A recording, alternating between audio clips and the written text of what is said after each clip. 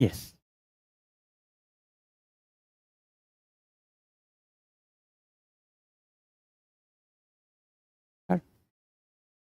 So in our previous class yesterday हम लोग discuss किए थे the general layout of the novel fasting feasting. हम लोगों ने देखा था कि कैसे बेसिकली ये दो पार्ट में डिवाइडेड है। पहला part is about life in India और दूसरा part is about life in the United States of America. Now friends, what are the basic themes of fasting and feasting? When we come to the basic themes,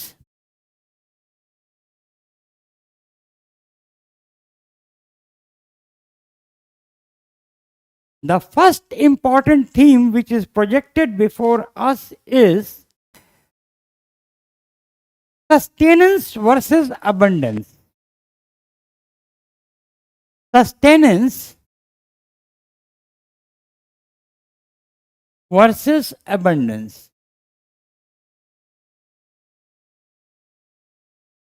As it is, or you can say deprivation versus abundance.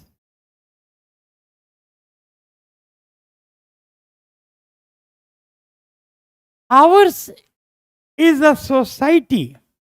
देखिए, इसको अनीता देसाई ने बड़ा ही articulately project किया है। हमारे यहाँ we just survive, somehow survive.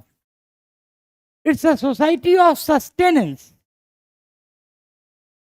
We just make two ends meet. किसी तरह हम लोग अपना काम चलाते हैं। Bare necessities of life, food, clothing and shelter ही जुगाड़ करने में एक आम भारतीय, अब तो हालात कुछ बेहतर हो गए, लेकिन तब हम लोग इस आधुनिकता के या इस प्रगति के दौर पे नहीं आए थे। तो उस समय तक अनीता देसाई दिखाती हैं कि कैसे रोजमर्रा की चीजें भारत में दुर्लभ हैं। इसके विपरीत she contrast life in the United States of America. When Arun lands up in Massachusetts, he is startled to find so many cars on the roads.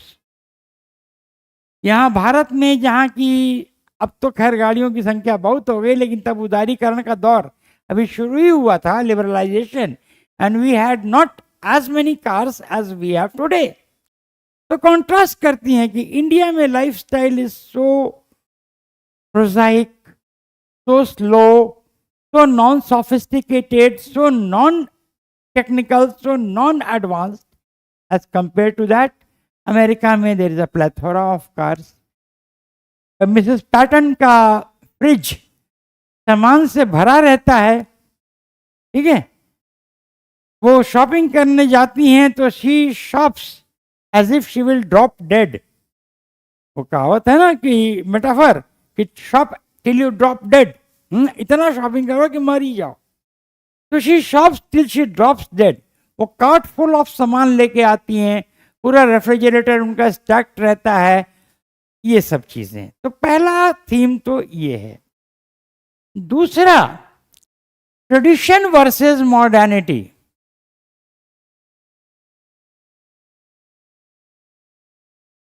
Versus modernity.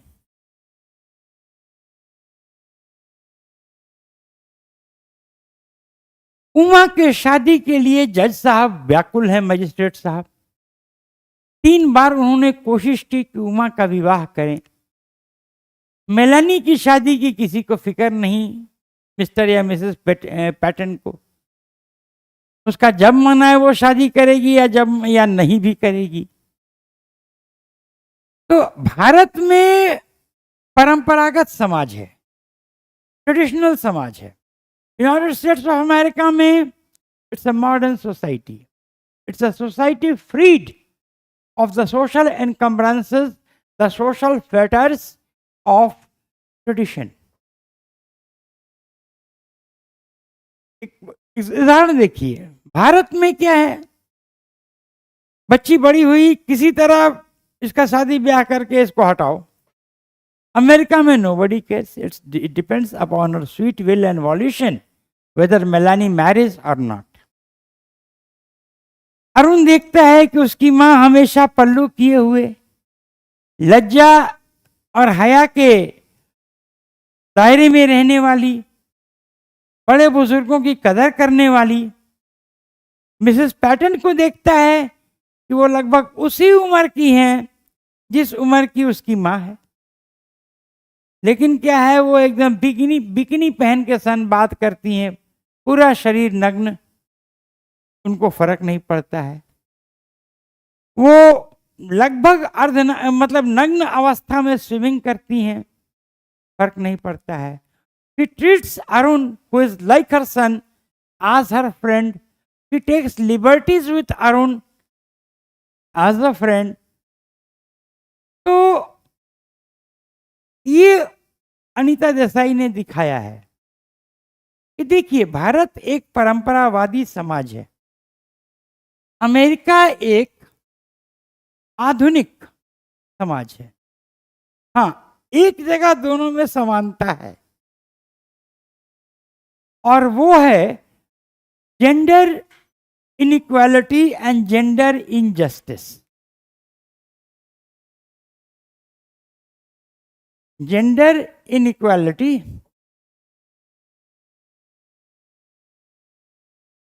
And gender injustice.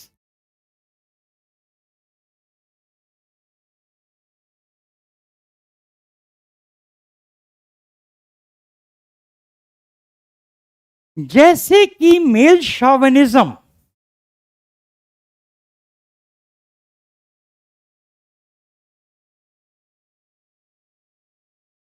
India में है, जैसे कि magistrate साहब मामा को treat करते हैं as if she was a footmat, उनके भावनाओं की नहीं कदर करना, हमेशा अपने विचारों को थोपना, अपने हिसाब से चीजों का संचालन करना, वैसे ही मिस्टर पैटन भी मिसेस पैटन को ट्रीट करता है। He has no consideration about her views on things, about whether she may take well or badly about a certain situation. He is dictatorial, arbitrary in his dealing with his wife. तो एक समानता दोनों जगहों पर है, वो लिंग असमानता की और लिंग अन्याय की। चाहे वो इंडियन सोसाइटी हो, चाहे वो अमेरिकन सोसाइटी हो, Arun notices that there is a degree of discrimination against females, girls and women in both Indian and American societies. ये कॉमनैलिटी है दोनों सोसाइटीज में। चौथी चीज, the institution of marriage. The institution of marriage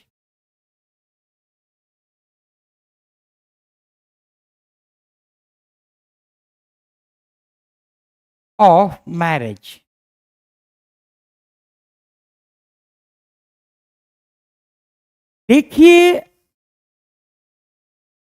बार बार Anita Desai satires the institution of marriage.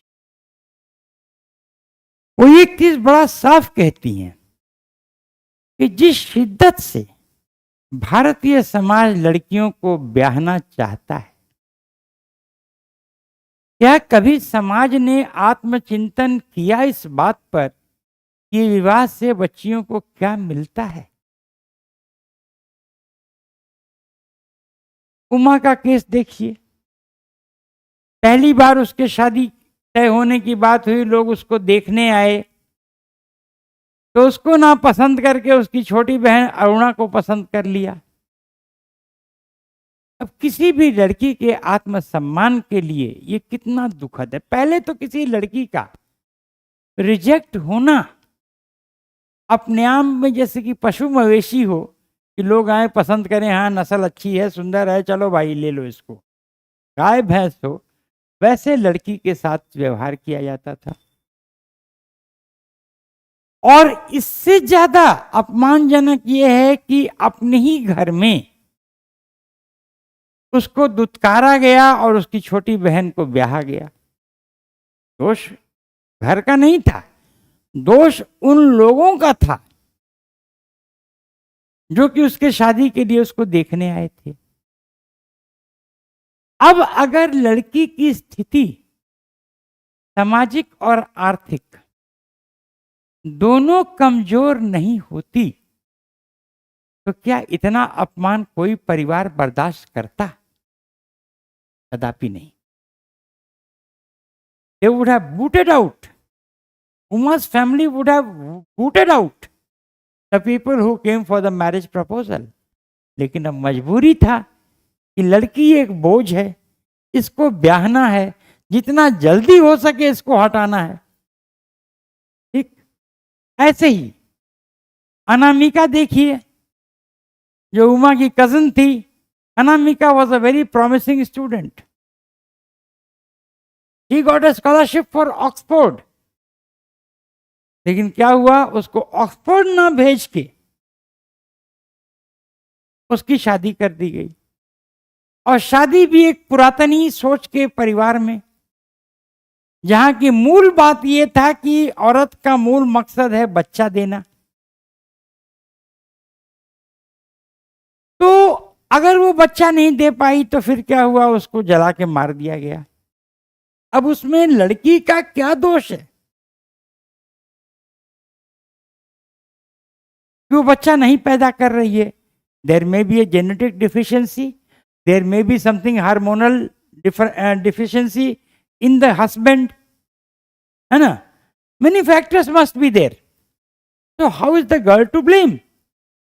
लेकिन उसको इसलिए जला दिया गया कि ये मर जाएगी तो फिर उसके पति का दूसरा शादी हो जाएगा और उसके बच्चे हो पाएंगे दूसरी बीबी से। इस तरह की सोच। तो what purpose is this marriage serving? क्या ये लड़कियों के व्यक्तित्व परिष्करण में, व्यक्तित्व प्रगति में फायदेमंद है? और is it stultifying, limiting the dreams and aspirations of girls?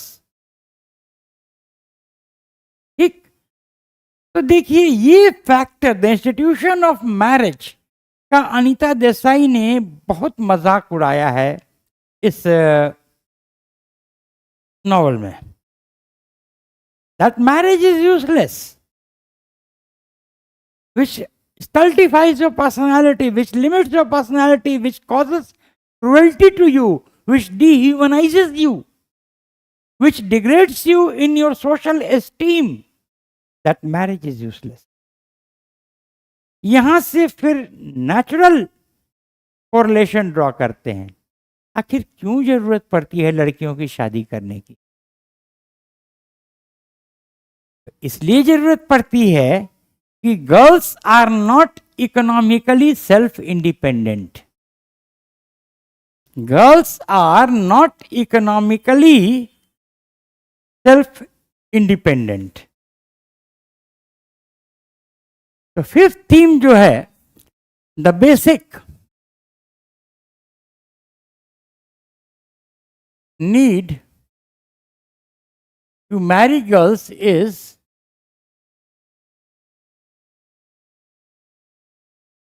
is that girls are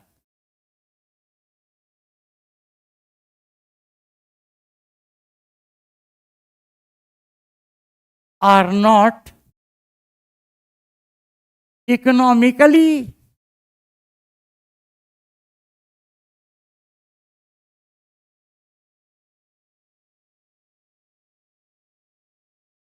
self independent.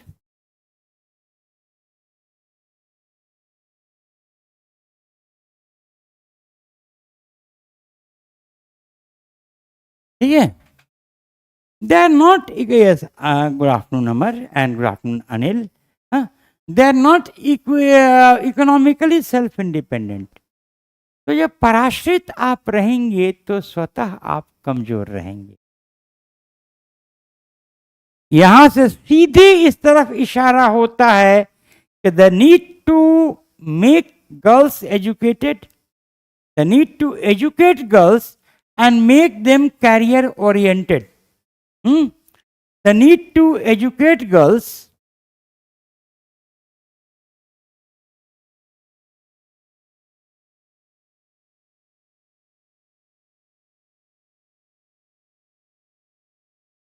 and make them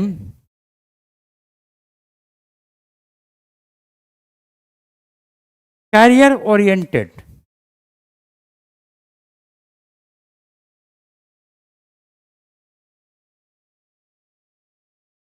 उनका कैरियर अगर आप प्रदान कर देते हैं तो काम हो जाता है ना। तो the need to educate them and make them career oriented. Now the important thing is, इसी चीज का बार बार इस नॉवेल में विरोध होता है और इसी का अनीता देसाई फिर कटाक्ष करती हैं। उमा पढ़ाई नहीं छोड़ना चाहती है, she is not particularly brilliant, she is not scintillatingly brilliant, but she is interested in studies. उसकी कैथोलिक मिशन कॉन्वेंट स्कूल की प्रिंसिपल मदर एग्नेस उसके पिताजी से रिक्वेस्ट करती हैं कि लेट द गर्ल स्टडी, समय बदल रहा है, बच्चियों को पढ़ने दीजिए। लेकिन पिताजी नहीं मानते हैं। नतीजा क्या होता है कि Uma is always dependent on her parents for bare survival. उनके लिए वॉशिंग का काम करती है, क्लीनिंग का काम करती है, खाना बनाती है, she run errands for her parents, है ना, and she has no individual aspirations, dreams, सब उसके सपने मर गए। इसलिए क्योंकि वो पढ़ी नहीं, और पढ़ी नहीं, इसके बाद उसकी शादी भी नहीं हुई। तो दोनों में एक कुछ हो गया होता तो कम से कम करियर में इंडिपेंडेंट हो गई होती, लेकिन दोनों ही नहीं हुआ। तो इसी तरह अनामिका का केस, कोई भी आज का भारतीय पिता अगर लड़की को स्कॉलरशिप मिलता है ऑक्सफोर्ड का तो मना करेगा। लेकिन तब हालात ऐसे थे कि लोगों का मानना था कि ये विलायती समाज में जाएगी तो इसके संस्कार बिगड़ जाएंगे, ये हो सकता है किसी दूसरे धर्म, जाति या संप्रदाय में विवाह कर ले तो पॉलिटी और प्योरिटी और पॉल्यूशन के इश्यूज आ जाते हैं, एंड द गर्ल में बी लॉस्ट फॉर एवर। उन्होंने अब बताइए, वो ऑक्सफोर्ड गई होती, वहां से पढ़ी होती, कितना बढ़िया ल्यूमिनस कैरियर उसका होता। इसके बदले उसको क्या मिला?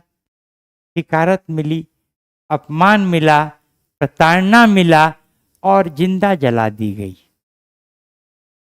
व्हाट अ ट्रेजिक डेथ, है ना। तो फ्रेंड्स, ये बड़ा इंपॉर्टेंट चीज है जिसको कि अनीता देसाई ने हिंट की। Then cultural compromises, that is another basic theme।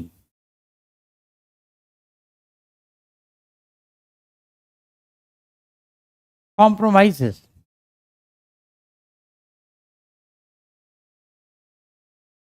अब अरुण जो है एक सनातनी हिंदू है, और एक सनातनी हिंदू गौमांस नहीं खा सकता। वो जाता है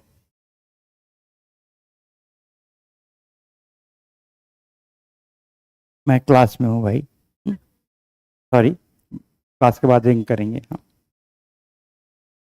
तो वो जाता है मैसाचुसेट्स, और वहाँ देखता है कि जो उसकी होस्टेस हैं मिसेस पैटर्न, वो बीफ स्टीक रोस्ट कर रही हैं। गौमांस का स्टीक, स्टीक एक प्रिपरेशन होता है, उसको रोस्ट कर रही हैं। भिन्ना जाता है वो, लेकिन चूंकि एग्जिस्ट करना है, इसीलिए उसी खाने में जिसमें कि वो बीफ स्टिक भी है वो खाता है। ये दिगर है कि वो गौमांस नहीं खाता है, लेकिन उस खाने में तो रहता है, उसी के साथ वो भी रहता है। आमतौर पे कोई आदमी इसको स्वीकार नहीं किया होता, लेकिन परदेश में समझौते करने पड़ते हैं, तो कल्चरल कॉम्प्रोमाइजेस करने पड़ते हैं। इसी तरह he is deeply shocked and disapproves of the actions of Melanie. वो लड़की, मैंने कल ही आपको बताया कि बिलोमिया की पेशेंट है, बिंज ईटिंग की उसकी आदत है, दिन भर खाती रहती है, दिन भर उल्टी करती रहती है। Temperamentally she is very volatile, बात बात में गुस्सा आ जाना, बात बात में क्रोध कर लेना, अनसेवरी स्टेटमेंट्स दे देना, इत्यादि इत्यादि। तो लेकिन फिर भी एक हद के आगे जाके अरुण उसको टॉलरेट करता है, यस फॉरबियरेंस फॉर हर। अच्छा, काबिले गौर बात यह है कि उसके अपने परिवार के लोग इतनी सहिष्णुता उसके साथ नहीं दिखाते जितना कि अरुण दिखाता है। तो फिर वही भारतीय संस्कार, सहृदयता, सहिष्णुता, सह अस्तित्व, भाईचारा की भावना। तो फ्रेंड्स, ये कल्चरल कॉम्प्रोमाइजेस भी इंपॉर्टेंट है। And lastly, social alienation.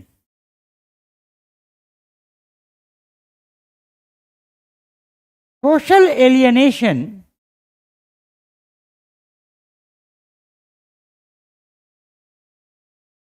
of the Indian diaspora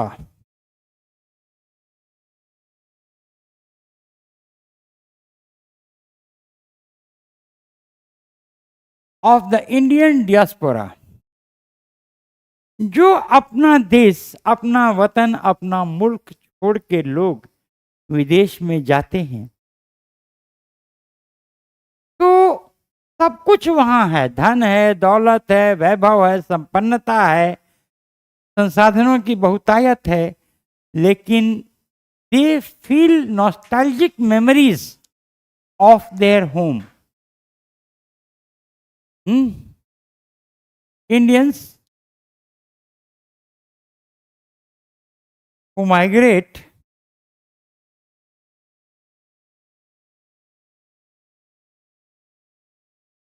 emigrate to foreign countries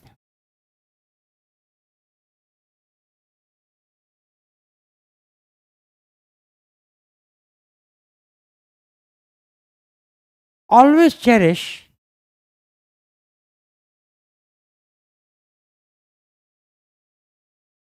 the nostalgic memories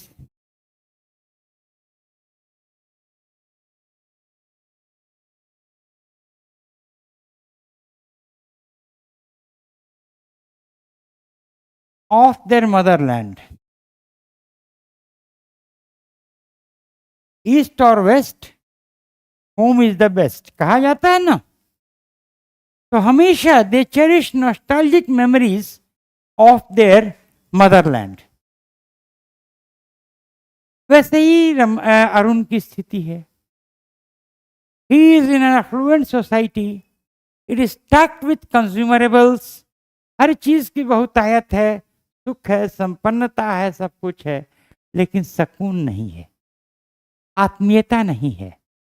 they lack the homeliness, the fraternity, the brotherhood, the coexistence, the social cohesion of their motherland. तो ये बहुत important aspect है। Now coming to the literary qualities of the novel.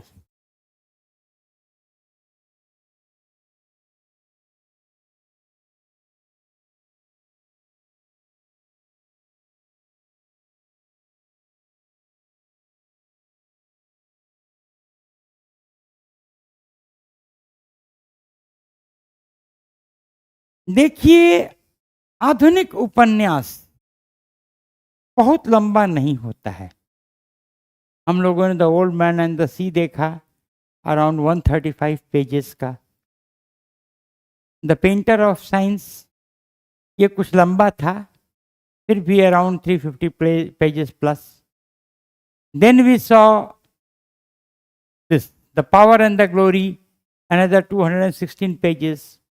और लगभग 250 225 pages की ये भी novel है।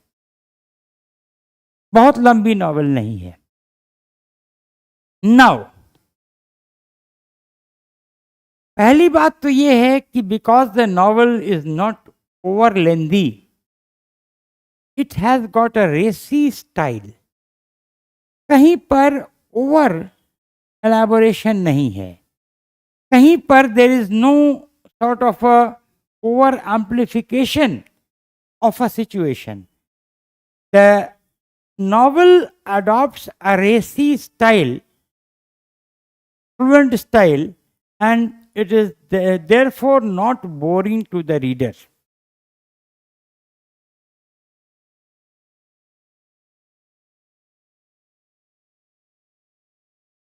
Not unduly long,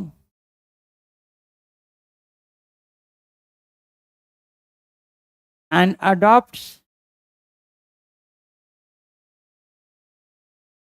a racy, fluent style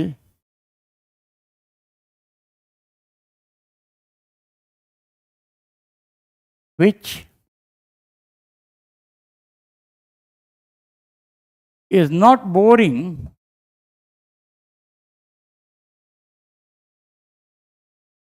to the readers. पहली चीज ये है। दूसरी चीज ये है कि the basic literary style, the novel adopts the third person limited omniscience style.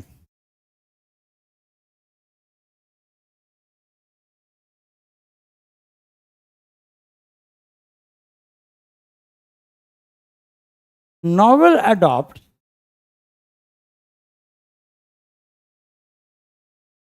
the third person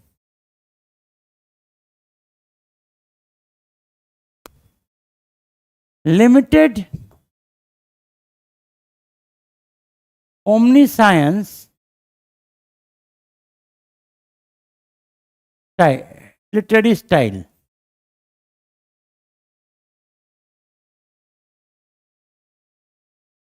style, इसका सीधा मतलब ये होता है, थोड़ा सा एक टेक्निकल चीज है, समझ लीजिए। सीधा इसका मतलब ये होता है कि the basic narration in the novel is on perceptions and thoughts, thoughts and perception. बहुत ज्यादा फैक्चुअल डिटेलिंग या एपिसोडल डिटेलिंग नॉवल में नहीं है। The basic thrust, Mphasis of the novel is on thoughts and perceptions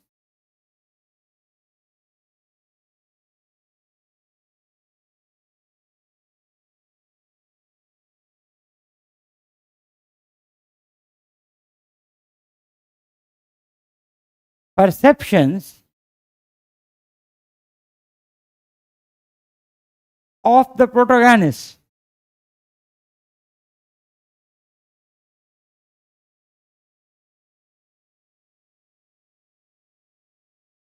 It is not unduly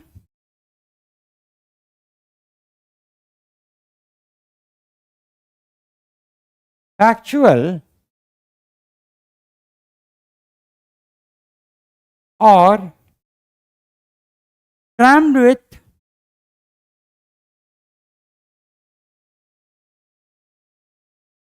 episodes.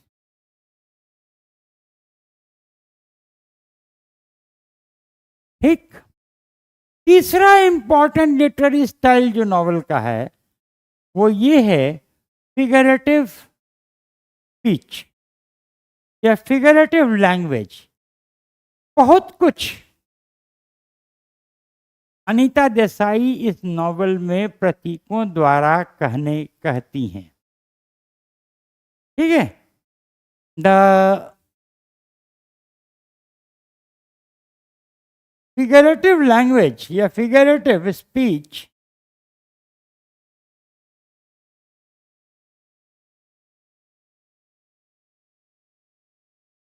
is another important literary quality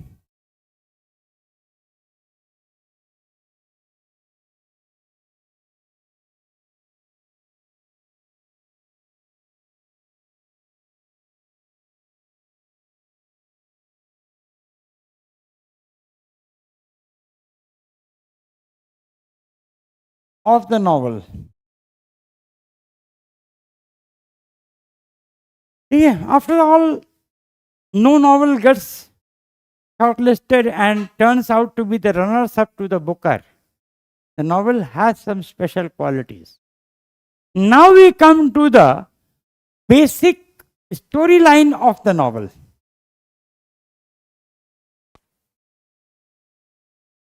The storyline.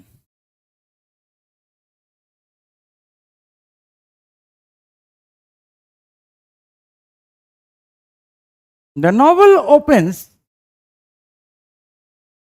in a small suburban town of India.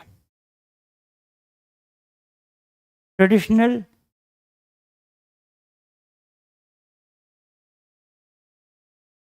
hackneyed,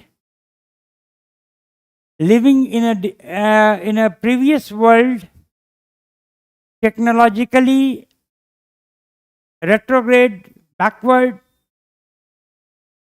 town. We find the family of a legal magistrate comprising of the legal magistrate, his wife, which has been named as Mama, and his two children, or rather three children, Uma, Aruna and Arun. Uma is the eldest, Aruna is the second, and Arun is the third. As the novel opens, we find that पहले तो ये ले ली.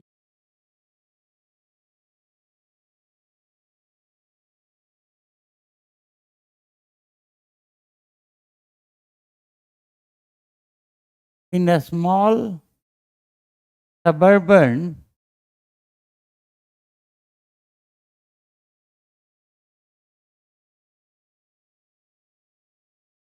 town in India. It is steeped in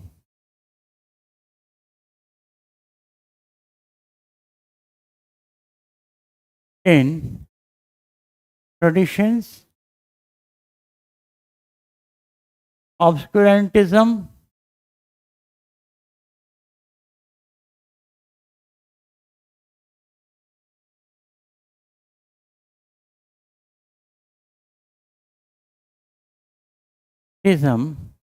and is technologically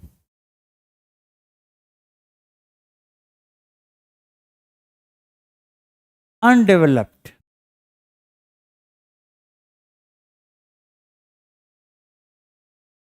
इस novel में जैसा कि मैंने आपको बताया एक लीगल मैजिस्ट्रेट हैं, उनका पूरा परिवार है, उनके वाइफ को अनीता देसाई ने जान के कोई विशेष नाम नहीं दिया है, मामा के नाम से पुकारती हैं।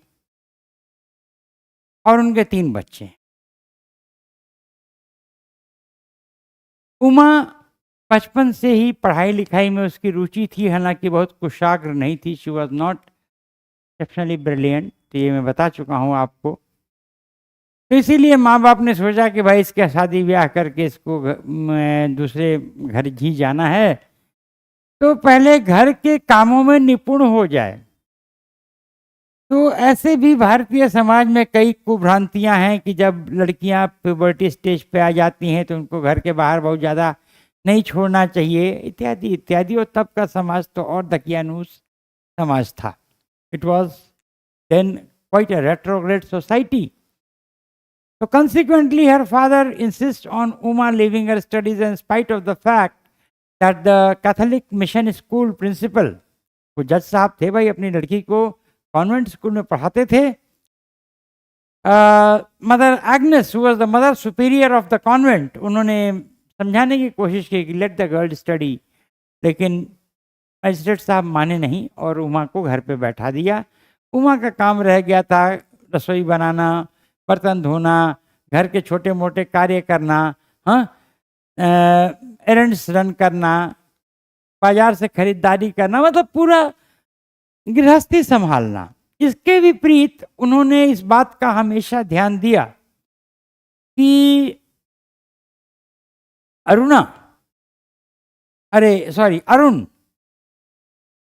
जो कि अपेक्षित था एक मध्यम वर्गीय नौजवान से, वही उससे अपेक्षा थी कि खूब पढ़े लिखे, जितना हो सके वो पढ़े लिखे, आगे बढ़े, विदेश जाए, खूब पैसा कमाए, बड़ी नौकरी करे, इत्यादि इत्यादि। तो कभी कभी ऐसा होता था कि अरुण पढ़ते पढ़ते लस्त हो जाता था और मैजिस्ट्रेट साहब और इवन हिज मामा, they were so extortive on him कि पढ़ना है पढ़ना है पढ़ना है, हाँ, मोर और लेस वो लड़का रोबोटाइज्ड हो गया। ठीक है, he became just mechanical, lost slowly and slowly he began losing his interest in the फाइनर things of life. और ये हर भारतीय नौजवान की समस्या है, या आज के दिन नवयुवती भी, जो कि भाई जीवन में अपनी रोजी जिंदा करने के लिए परिश्रम करती हैं। Anyway, as things turn out, Arun grows up. He is tolerably good in studies. He earns a scholarship and is destined to go to the Massachusetts Institute of Technology for his higher studies. वो America चला जाता है। इधर उमा के साथ ये होता है कि भाई देखिए, मूलतः उसको पढ़ाई से इसीलिए वंचित किया गया था कि वो जो है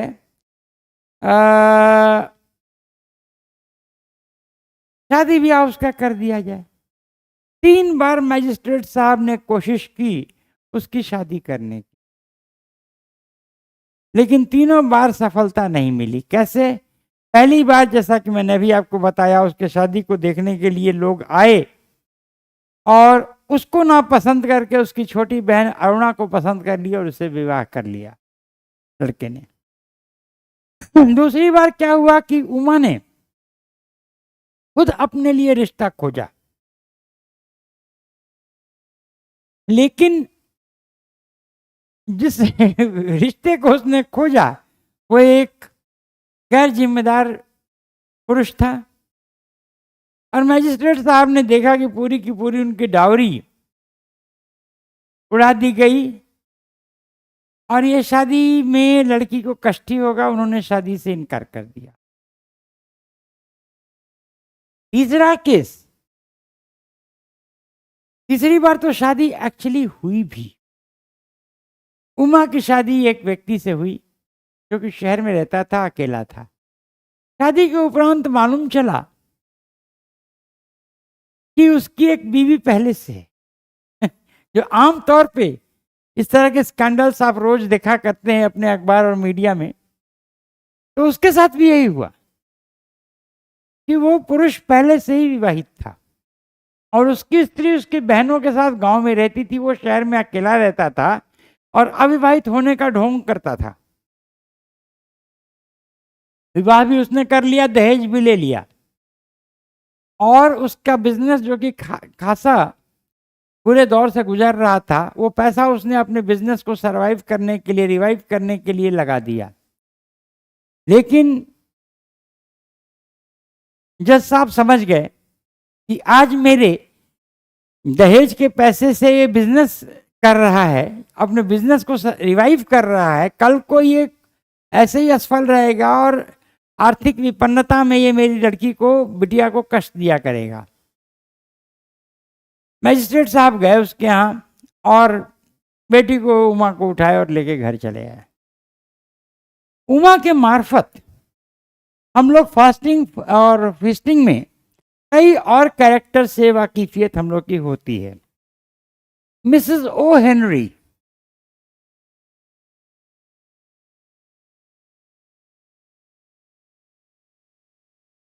मिसेस ओ हेनरी, ये जो अरुण जाता है मैसाचुसेट्स इंस्टीट्यूट ऑफ टेक्नोलॉजी में, मैसाचुसेट्स में, तो जिस परिवार के साथ रहता है, द पैटन्स, तो मिसेस पैटन की सगी बहन थी, the sister of Mrs pattern.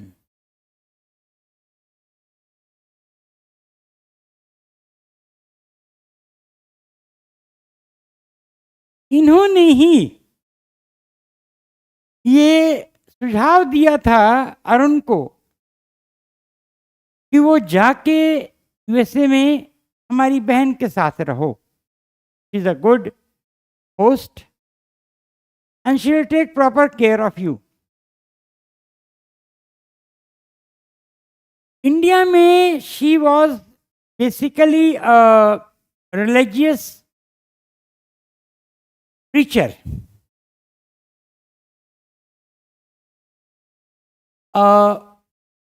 Religious preacher.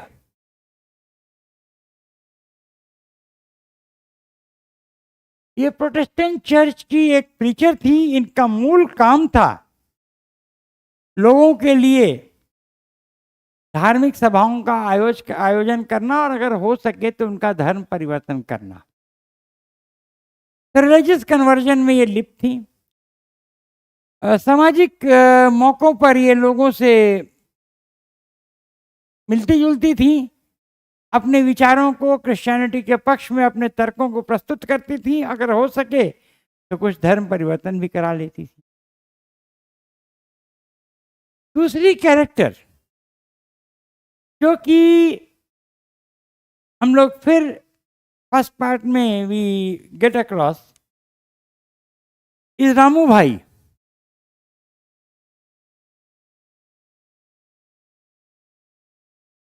Ramu भाई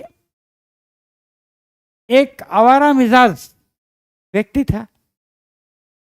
समाज में ऐसे कई लोग आपको मिलते हैं। वो यायावर टाइप का आदमी था, घूमने टहलने घुमंतू टाइप का आदमी, रमता जोगी बहता पानी। उसने देखा कि उमा जो है जवान है और अविवाहित है, शादी हो नहीं रही है, कुछ साइकोलॉजिकल कॉम्प्लिकेशंस भी उमा के साथ थे। उसने इस मौके का फायदा उठाना चाहा and he tried to lead Uma into a good life. Good life को अनीता देसाई ने इन्वर्टेड में रखा है। तो गुड लाइफ क्या होता है ये हम आप समझ सकते हैं। जब ये बातें धीरे धीरे सतह पे आने लगी तो मैजिस्ट्रेट साहब को ये बड़ा नागवार गुजरा। एक तो देखिए, किसी की सामाजिक स्थिति का नाजायज फायदा उठाना ये एक बुरी चीज है, अनैतिक है। उन्होंने जो है सीधे रामू भाई को माना कर दिया कि मेरे घर में घुसना मत। He was prohibited from entering the house of the magistrate. Don't dare enter my house. Because, he smacked of moral turpitude. Then the third individual, which features in the novel, is Meera Masi. Meera मासी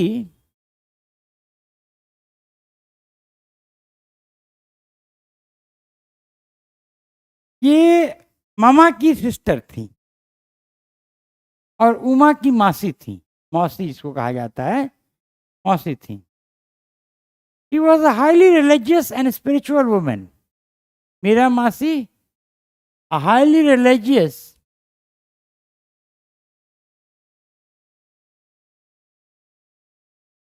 and spiritual woman.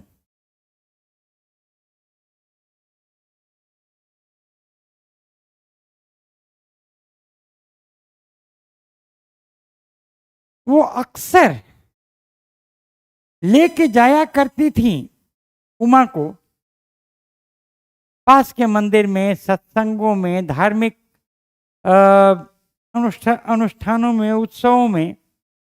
और एक प्रकार से देखिए, ये एक धार्मिक पहलू जो था ही, एक धार्मिकता का एहसास भी उमा के अंदर कराता था। लेकिन दो बातें होती थी। पहली बात तो इसी के बहाने कम से कम उमा घर के उबाऊ घरेलू कामों से मुक्त हो जाती थी। ठीक है, she was freed from the drudgery of domestic work. और दूसरी ये होता था, लेकिन इसका एक नकारात्मक पहलू ये था कि समय से पहले वो आध्यात्मिक होने लगी थी, अदर वर्ल्डलीनेस का एलिमेंट्स उसके अंदर आने लगा था, है ना। It is psychologically traumatic, but then she encountered this situation. Lastly हम लोग आते हैं अनामिका के कैरेक्टर पे। अनामिका वॉज अ कजिन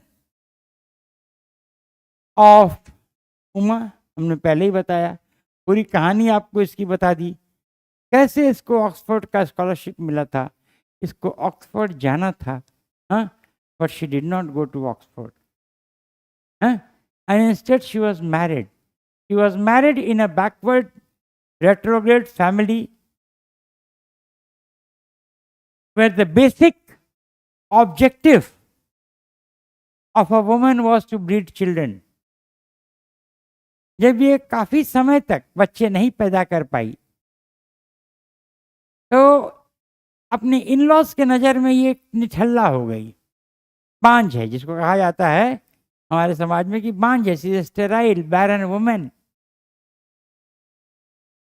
और अब एक तो ये खुद बच्चा नहीं पैदा कर सकती, दूसरे इसके जिंदा रहते ही लड़के की शादी भी नहीं हो सकती।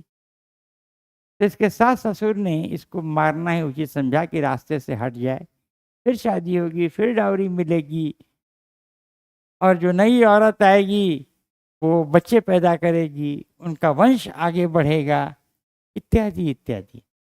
And Anamika was burn to death. Speculations थे, कोई कॉन्क्लूसिव एविडेंस तो था नहीं कि उसके इन-लॉज ने जलाया, लेकिन आमतौर पर नॉवल में ये कहता है कि the rumours were very deep that she was burned bye her in-laws. Part 1 of the novel जब खत्म होता है तो हम लोग देखते हैं कि अनामिका के अस्थि विसर्जन हो रही है होली रिवर में। In the last part of, in the concluding part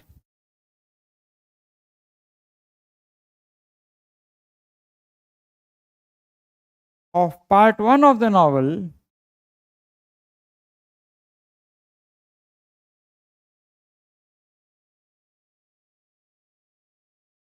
we find that the ashes of Anamika are being immersed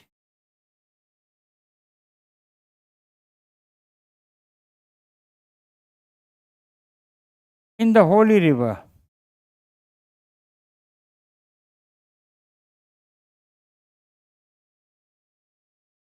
ठीक है, वो पवित्र दरिया में उसके एशेस बहाए जा रहे हैं। Part 2 details the life of Arun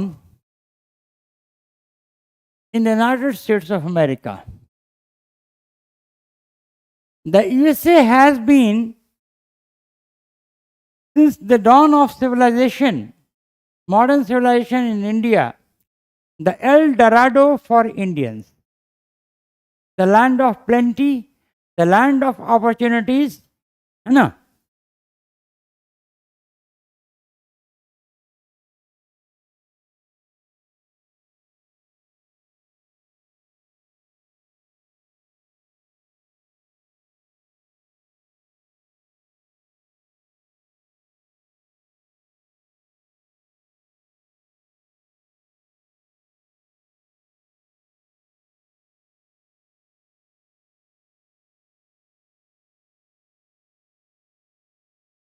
The land of opportunities,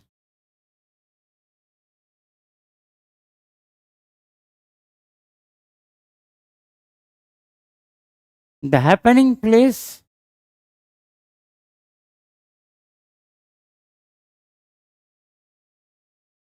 the land of plenty,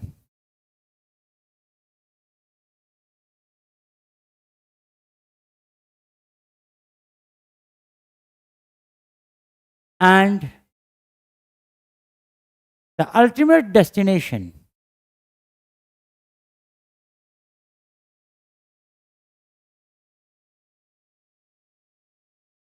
तो अरुण की बचपन से ही ये ख्वाहिश थी, रादर उसके पेरेंट्स की भी थी कि अमेरिका जाए, वहां खूब डॉलर्स कमाए।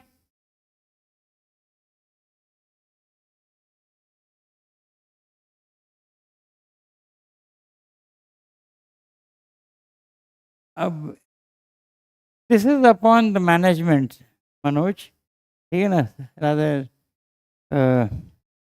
ठीक है। नाउ अरुण जब इसीलिए पढ़ता ही है कि भाई वो अमेरिका जाए, है ना, उस समय और आज भी ये एक एस्टैब्लिश क्रेज था हमारे मिडिल क्लास में कि their youth, their boys, they do well in studies, come out with flying colors and go to the United States of America where they can earn hard dollars, ठीक है। तो अरुण जब Massachusetts पहुंचता है तो मैंने पहले ही बताया उसके वैभव से चकाचौंध हो जाता है ना। वो देखता है शहर पर, सड़क पर कितनी गाड़ियां हैं, वो देखता है कि डिपार्टमेंटल स्टोर्स कैसे सामान से भरे हुए हैं। He is mesmerised, dazzled by the consumerist surplus of the United States of America.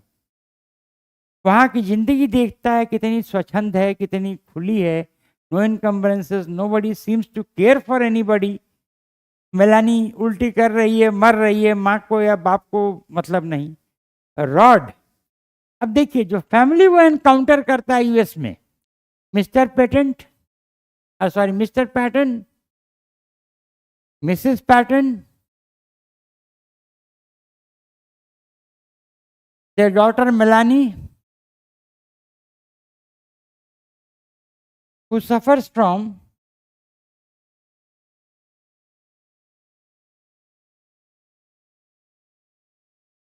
bulimia,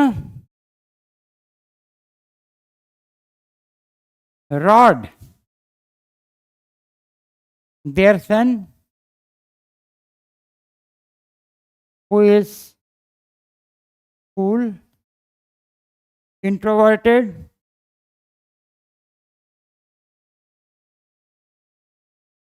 balanced, and has a mature worldview.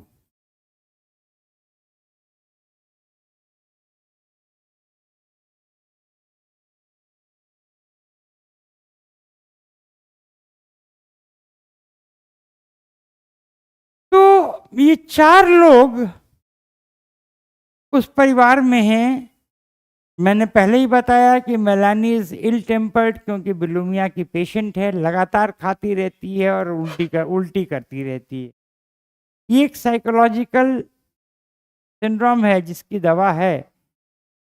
Bharat में ही बहुत लोगों को ये होता है, लेकिन लोग इस पर गौर कम करते हैं। They don't take it that seriously and this is dangerous. इसके वजह से वो अक्सर चिड़चिड़ा रहती है, अक्सर जो है छोटी छोटी बात पर गुस्सा आ जाना, और उसके टेंट्रम्स को उसकी माँ भी doesn't care, father also doesn't care. But this gentleman Arun, वो ही सेंसिटिव, वो संवेदनशील है, वो एक भारतीय है, वो भावनाओं की कदर जानता है, तो वो बहुत ज़्यादा चिंतित रहता है। एंड अक्सर he is flabbergasted at the way Melanie behaves with him, but then he tolerates, he keeps up with it, rather he goes along with it. थोड़ा सा एक बेटर इक्वेशन इसका रॉड के साथ है, क्योंकि रॉड समतुल्य विचार का नौजवान है, and he thinks, he sees things from a mature perspective.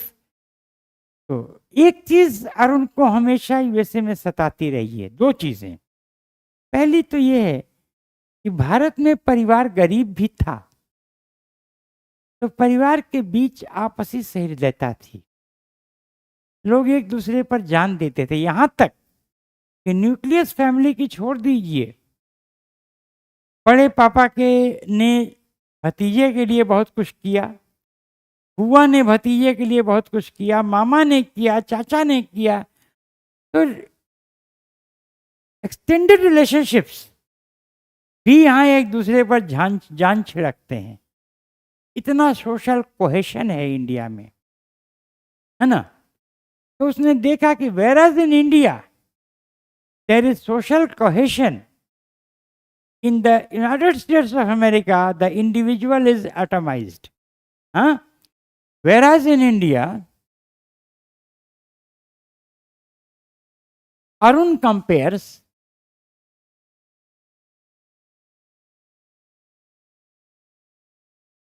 the society of India with that of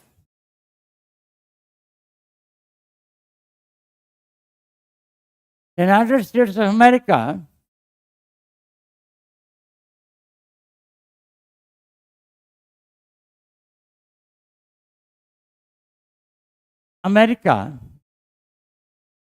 and finds that whereas in India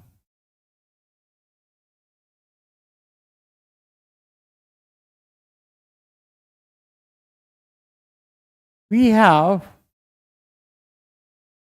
social empathy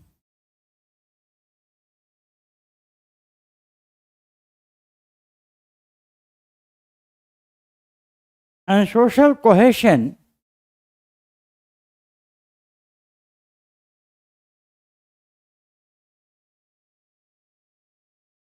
the individual in the USA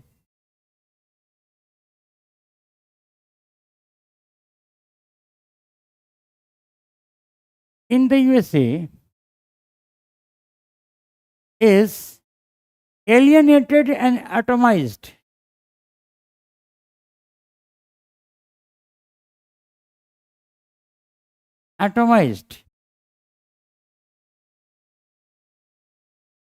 है ना, इंसान एक टापू बन के रह जाता है। तो नाउ इट्स टाइम अप, आज हम लोग यहीं रुकते हैं। Will be continuing with it, कुछ और अप्राइजल्स हैं इस नॉवल के in our next class. With this I thank you for the class, have a nice time, good day, thank you.